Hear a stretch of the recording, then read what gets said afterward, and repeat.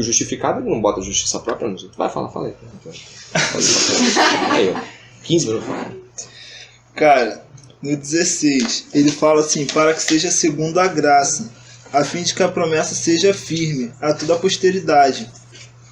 Segundo a graça, porque Deus não muda.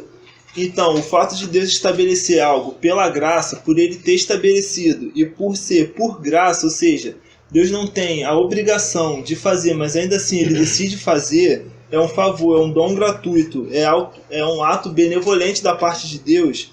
Essa promessa se mantém firme, que ele diz, porque depende de Deus, então a promessa se mantém firme. Aí alguém pode ler do 17 para o 19, por favor?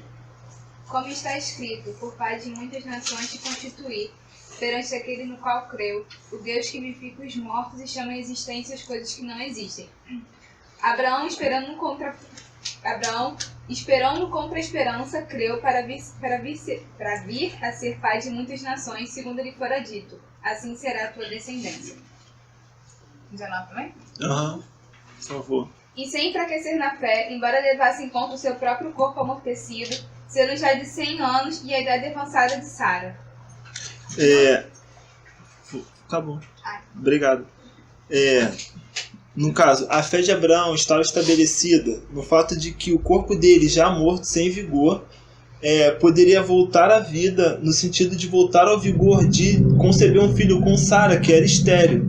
Ou seja, era impossível um cara de 100 anos e uma mulher estéril, por mais que o cara tenha a melhor saúde do mundo, é 100 anos de idade, e a mulher é estéril.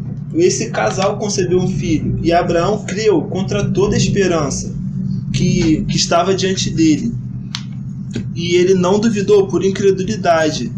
Também uma frase do João Calvino também, que ele diz, não há nada mais glorioso para Deus, não há nada mais glorioso para Deus do que você selar a verdade dele com a sua fé. Você demonstra a confiança da parte de Deus, e a própria fé também é um dom de Deus. Essa fé que ele vai falar aí que se fortalece, se você puder dar um pulinho, mas é um pulo breve, no capítulo 5, ele não é hoje a nossa fala, mas ela vai chegar a trabalhar o verso 3 e 4 do capítulo 5, só para nos tornar mais aptos a entender. Ele vai falar talvez do tipo da esperança a qual Abraão tinha, né? E diz assim o verso 3 do capítulo 5, do mesmo livro: e não somente isto, mas também nos gloriamos nas próprias tribulações, sabendo que a tribulação produz e a perseverança, experiência, esperança. Olha que interessante. E o verso 5 diz, e a esperança não confunde.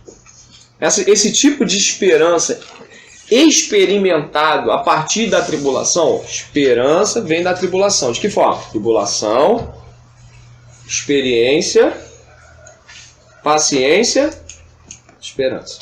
Quando nós trabalhamos o conceito de esperança na escola da tribulação, é diferente. A nossa esperança em Cristo, ela não é apenas uma esperança que aprendemos na escola dominical, quando descobrimos as verdades sobre Deus. A nossa esperança, ela é enraizada nas tribulações, no modo como nós as experimentamos, no modo como temos paciência de que elas passem. Então, no modo como nós passamos por isso, produzimos a esperança. Essa é a esperança arraigada em Jesus Cristo. Por isso que nós precisamos viver as dores de Jesus Cristo, no sentido de sofrer por Ele, para que nós possamos nos gloriar como Ele deu glória ao Pai, nós também possamos, porque Jesus Cristo, enquanto homem, foi experimentado em dores, era homem de dores. Quando nós entendemos isso, nós entendemos que a tribulação não é ruim, ela só é dolorosa, mas ela tem como fim algo proveitoso. Nós somos atribulados, perturbados, afligidos e passamos toda sorte de coisas. Mas isso é para que a nossa esperança em Jesus Cristo se torne algo mais sólido. Abraão creu contra a esperança. Ele não está falando da esperança de Deus, ele está falando da esperança que os outros tinham de que ele pudesse ter filho. Então, as pessoas vão vir com esperanças, mesmo que sejam negativas. Eu acho que você não vai conseguir. Eu acho que esse papo de Jesus não é. Eu acho que você está esperando pelo que nunca vai acontecer. Então, a contra-esperança do mundo, que também é um modo de esperar pelo pior, ela é algo que precisa ser combatido com uma fé firmada em tribulação, experiência, paciência e esperança. A nossa esperança não é meramente teórica, ela não é uma esperança num conceito de que Jesus um dia virá buscar seu povo. ela é experimentada por meio do cotidiano de tribulações. No mundo tereis aflições, mas tende bom ânimo, eu venci o mundo. Essa fala nos traz a certeza de que vamos passar por coisas ruins. A questão é, nós queremos evitá-las. Elas vêm para nos fortificar, mas a gente quer empurrá-las para fora, fugir delas. Mas elas vêm para nos construir. Elas vêm para nos tornar mais fortes e aptos a esperar em Deus. Paulo fala, eu posso ter comida, eu posso não ter comida, sei viver com pouco, sei viver com muito, sei viver com qualquer coisa. Eu acho que essa fala de Paulo diz assim, vocês estão brigando por qualquer coisa, né? Eu fiz um devocional na minha casa. Minha esposa, ela teve que tirar o dente ciso, e aí ela ficou no domingo convalescente, né? E aí ficamos em casa, Pamela também está lá em casa. E aí nós fizemos um devocional na parte da noite, alguns irmãos estavam lá, e o devocional era sobre o reino de justiça, paz e alegria. O reino de Deus é um reino de justiça, paz e alegria. Romanos capítulo 14, verso 17, se não me falha a memória. Justiça, repito, justiça, paz e alegria. Significa que se eu não buscar o reino de justiça de Deus, ou seja, o modo com o qual Deus pensa a justiça, eu não vou entrar e nem entender esse reino. Mas eu gostaria de me atentar para a alegria. O reino de Deus é um reino de... Reino de? Como você acha que o diabo então pode tentar quebrar esse reino? Tristeza. Exato. Tristeza sobre tristeza. Se o reino é um reino de alegria, um reino que explicita alegria, ao nos sobrepor tristeza sobre tristeza, Satanás consegue um campo de vitória, como a gente pode ver rapidamente em 1 de Coríntios, 2 de Coríntios capítulo 2, rapidinho, voando. 2 de Coríntios capítulo 2, vai dizer assim, ó, vamos de novo? Vamos lá, 2 de Coríntios capítulo 2, foi? Diz assim, ó, 2 de Coríntios capítulo 2, isto deliberei por mim mesmo, não voltar a encontrar-me convosco em tristeza. Porque se eu vos entristeço, quem me alegrará? Senão aquele que está entristecido por mim. E isto vos escrevi, completa aí, quando for, lê aí, gente. Não tenho tristeza. Pode continuar. Da parte daqueles que deveriam alegrar-me. Pode continuar, por favor. Confiando em todos vós de que a minha alegria é também a vossa. Paulo vai falar o seguinte, poxa, eu não vou com tristeza. Por que eu não vou com tristeza? Porque se eu for com vocês com a vara e vocês ficarem tristes, quem é que vai me alegrar senão vocês mesmos? O reino de Deus é um reino de alegria. A alegria é derramada sobre as pessoas. Agora, se eu deixo de tornar a Lala alegre, sabe o que acontece? Essa tristeza vai se tornando cada vez mais sobreposta, camada por... E isso vai... A igreja vai ficando triste. Olha o que acontece aqui sobre o irmão triste. Olha aqui o verso 5. Ora, se alguém causou tristeza, não fez apenas a mim, mas para que eu não seja demasiadamente áspero, digo que em parte a todos vós basta-lhe a punição pela maioria. Lembra aquele camarada que foi punido na primeira carta de Coríntios? Separa esse camarada, acho que é aquele cara que pegou a mulher do pai. Lembra disso? Pois é. De modo que deveis, pelo contrário, perdoá-lo e confortá-lo. Olha o final agora, que coisa séria, hein? Para que não seja o mesmo consumido por excessiva Tristeza. e pior, cara.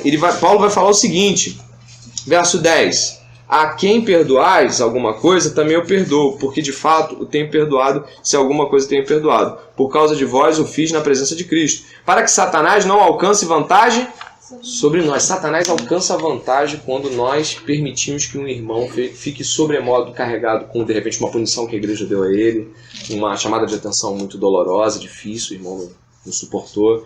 Nós precisamos ter entendimento que a visão que Paulo nos traz aqui é de que essa justiça, essa justificação, essa graça, elas produzem em nós um reino de alegria. Somos alegres. Não é que a gente não passe por momentos difíceis, mas somos. E somos os buscadores dessa alegria. E somos os propagadores dessa alegria. Então, se a pessoa está 2 anos triste, 3 anos triste, não tem como. Você tá perdendo a vida e tá desgraçando a igreja. A igreja precisa torná-lo uma pessoa mais alegre. Ele precisa ter consciência de que a alegria aqui é uma ordem. Paulo fala aqui em Filipenses, alegrai-vos, novamente vos digo, alegrai-vos. Ele vai falar isso 3, 4 vezes, 5, sei lá. E isso é necessário para que a gente possa entender que quando nós somos abençoados com a graça e a justificação, um sorriso vem ao nosso... A gente fala, cara, isso é mais do que eu posso suportar, é maravilhoso. E eu adoro. e eu canto, e eu louvo, e eu evangelizo, porque eu estou alegre. A boca fala, o coração. se o coração tem alegria, vai falar de quê? De tristeza?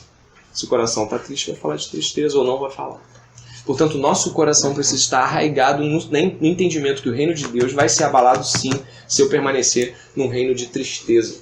Independente do que seja. Eu não estou falando aqui porque o Felipe teve perdas, a Pâmela está doente. Eu não estou falando sobre isso. Estou falando sobre tristezas na qual eu cultivo essa tristeza.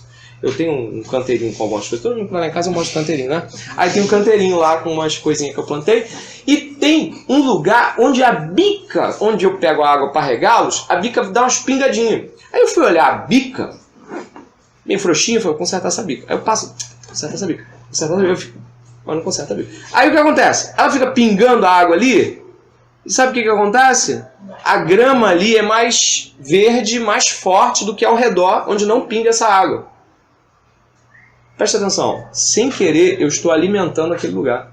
Porque se eu consertar aquela bica, aquela grama vai ficar igual a grama do lado. Às vezes, o que nós estamos fazendo, não é que a gente está plantando tristeza, mas está deixando com que ela crie raízes e nós alimentamos ela, não tentando consertá-la. Deixa a bica da tristeza frouxa. Tipo, deixa pingar. Não deixa pingar não. Amarra e resolve. Vamos resolver. Nosso problema é o quê? Justiça própria? A gente vive se justificando? Vamos resolver. Vamos resolver o pecado no nosso coração, em termos de Cristo, tá? Não estou falando que a gente resolve por nossas próprias forças. Fala aí. No 21, ele diz, estando certíssimo de que o que ele tinha... Romanos 4. Estando 21, né? Estando certíssimo de que o que ele tinha prometido também era poderoso para o fazer. Abraão tinha plena consciência da sua miserabilidade e da sua incapacidade de alcançar a promessa por meios próprios. Ele tinha completa noção disso. E o que acontece? Mas ele estava certo de que o poder de Deus excedia as capacidades dele. Seria que nem a própria pregação do evangelho, cara. Como que a gente sujo vai falar para as pessoas sujas que elas estão sujas? Tipo assim, a gente reconhece a nossa miserabilidade, mas a gente confia e crê que o poder de Deus excede a nossa fraqueza. A gente acredita mais em Deus do que desacredita na gente. E no 24, 25... Tu vai falar alguma coisa antes? Não, pode seguir. No 24 e 25 ele diz, mas também por nós, a quem será tomado em conta, os que cremos naquele que dentre os mortos ressuscitou a Jesus nosso Senhor, o qual por nossos pecados foi entregue e ressuscitou para a nossa justificação. Ele fala a respeito do Evangelho, do objeto pelo qual Abraão creu e pela graça de Deus, ao intermédio da fé, ele alcançou a promessa. Essa promessa estava fincada na ressurreição de Cristo, na vinda de um Messias. E da mesma forma que foi nos tempos de Abraão e foi hoje em dia, ainda o poder do Evangelho é capaz de salvar o homem pecador. E desde que esteja alicerçada no certo, qual seria o certo? Que Cristo morreu pelos nossos pecados, foi entregue por nossa justificação, morreu e ressuscitou como pagamento dessa dívida que tínhamos diante de Deus. Sempre se fala em ressurreição, mas é impossível de tirar a ressurreição da morte. Por que Paulo está falando sempre de ressurreição? Porque ele sempre quer lembrar que a gente vai morrer. E a gente não pode esquecer que vai morrer, entendeu? Então Paulo está sempre falando assim, olha, tira o pé dessa terra, não fica pensando em termos de conseguir as coisas aqui, não é sobre aqui, não é sobre aqui. Tem um trecho que ele exclama, ele fala assim, se a nossa esperança em Jesus Cristo é nessa terra, somos os mais miseráveis de todos os homens. Por quê? Os mais miseráveis de todos. Porque além de pensarmos apenas em termos de terra, a gente nem faz tudo que todo mundo faz. Então Paulo está dizendo assim, olha, se você for pensar então em termos de que isso aqui é o estágio final de tudo e não tem nada depois, então ganha muito dinheiro. Então faz muito isso. Então faz muito aquilo. Pelo menos assim, pega o teu corpo e gasta ele. Se você vive para Cristo pensando que o fim é esse aqui, você não vive para Cristo. Você tem que pensar sempre em termos de, cara, esse aqui não é o fim último. Cara, não é sobre isso aqui. Não é sobre conquistar, não é sobre ter dinheiro, não é sobre ter fama, não é sobre... Isso tem que ficar batendo. Por que isso tem que ficar batendo? Porque a gente morre e tem juízo. E tudo isso deve estar sempre lá, nos nossos olhos, assim, não. Pô, mas isso não é nada que eu ficar tão desesperado. Por que eu estou tão desesperado? Ah, porque eu vou perder o emprego. Ah, tem um monte de irmão aqui, eu vou morrer de fome, não. Sabe? É uma coisa assim, Deus tem um jeito deu comida na boca do corvo lá, o cara comeu, por que eu não posso comer também? A gente não fica pensando em termos de fazer com que o mundo dê certo para nós. O mundo não precisa mais dar certo para nós. Paulo disse assim, porque eu estou crucificado para o mundo, e o mundo para mim. Eu não, é como se Paulo dissesse assim, pô, não, isso não me perturba, cara. Eu te falo, eu estou morto. Eu morri. Ah, você é um cara triste, né? Você está morto. Não, eu sou uma descrição mais alegre que você conhece. Vou andar comigo você vai ver que eu sou um cara alegre. Mas eu estou morto. Pô, como é que tu é morto e está alegre? Cara, você não entendeu. Não tem nada que você possa me oferecer que vai me fazer tirar da mente a glória que é a minha proposta. Então, faça suas ofertas aí, eu vou dizer não. E essa solidez que Paulo nos passa nas suas cartas fez com que a igreja fosse alicerçada em verdade. Os cristãos que estão aqui hoje precisam transmitir alegria para os outros. Precisam transmitir a certeza de que sua fé está no objeto certo. Transmitir evangelho, anunciar evangelho. Nós precisamos, como cristãos, não somente crer na justificação, mas aplicar ela em todas as nossas relações com a nossa vida. Não atribuir justiça própria às coisas. A gente fica fazendo cara feia, a pessoa fez mal, a gente sorria, meu irmão. Fez mal de novo, sorria de novo, irmão. Sabe por quê? Porque nós fomos perdoados por coisas muito maiores do que esse irmão fez por nós. Fez mal a gente, aquela pessoa fez mal, mas fomos perdoados por coisas grandes que fizemos contra Deus. Então o nosso sentimento tem que ser igual ao de Cristo Jesus. E infelizmente, como nós, por exemplo, às vezes termina com a Dominical, e eu não quero com isso te oprimir na minha fala não, nem de vocês. Mas termina com a Dominical, a gente vai falar de abobrinha às vezes. Ao invés de falar assim, cara, eu queria glorificar a Deus pelo que eu ouvi hoje. Vamos orar aqui, ora comigo. Nossa, eu tenho que sair daqui. Então, às vezes termina um culto da nossa igreja, a gente fala de abobrinha, fala de besteira. A gente não se reúne para orar, para falar assim, Deus, queremos orar para que fique mais claro o amor de Deus no nosso coração. A gente não ora por essas coisas. Ou marcar um encontro de oração para que o amor de Deus fique mais claro. Ninguém faz isso. Isso demonstra a falta de interesse. A gente ora porque o irmão está doente, a gente não ora assim, vamos orar para que o Espírito Santo derrame em nós um batismo de santidade. Nada. A gente ora pelo congresso da igreja, a gente não realmente está interessado de ficar totalmente ligado a essas coisas, a ponto de outras não valerem mais nada. Absolutamente. Né? Quer falar alguma coisa? Irmãos, fechamos. Mas eu queria que os irmãos pudessem comentar. Se ficar muito calado,